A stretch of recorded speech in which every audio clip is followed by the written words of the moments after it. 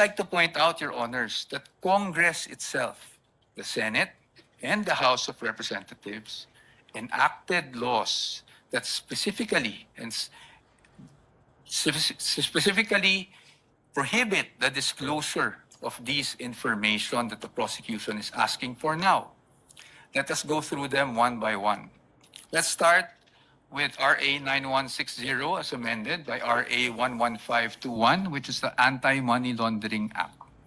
Your Honors, the prosecution is asking for covered transaction reports, suspicious transaction reports, financial intelligence reports, again, spanning almost 2 decades. However, it is clear under Section 8A, which we are flashing on the screen right now, na bawal po yun. Disclosure is prohibited under this provision, Your Honors. It is in black and white. Meron po bang exception? Wala po. Impeachment is not an exception. Had Congress wanted to make impeachment as an exception, madali lang naman pong ilagay yun sa batas. Pero hindi po iyon nagawa. Now, in fact, I also have here copies of the Financial Intelligence Report and another report from the AMLAC, the Information Management Analysis Group, which were already marked as exhibits, Your Honor, and it's in the records of the court. Exhibit D2-8-P1, where it says specifically that it should not be the information should not be used as evidence in formal proceedings, Your Honors. Clearly, Your Honors, to compel AMLAC officials to disclose such information would be to compel them to violate the law. Let's move on now to the tax records, Your Honors. Prosecution is asking for tax records, so let's look at the tax code. Section 270 of which criminalizes disclosure of taxpayers' information.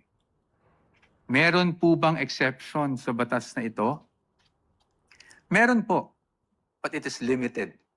Kasama po bang impeachment? Hindi po. That is very clear.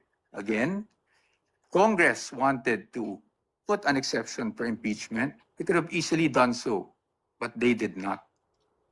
Now, Your Honors, let's go to Bank Secrecy Law, RA 1405. The state policy has always been to favor the secrecy of bank deposits, Your Honors.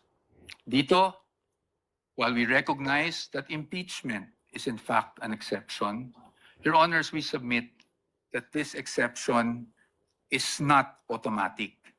Meaning, hindi porket may exception for impeachment, pwede na kaagad natin buksan ang lahat ng bank records na hinihingi ng prosecution. Why? Because, Your Honor, this exception does not dispense with constitutional safeguards. It does not abolish the right to due process. So dapat po, meron pa rin tayong basihan. If you look at the articles of impeachment, wala naman po doon na nagsasabing yung sinasabing unexplained wealth coming from, even if it was an illegal activity, ay pinasok sa isang specific account. In fact, Your Honors, this exception does not automatically mean that we should permit a fishing expedition.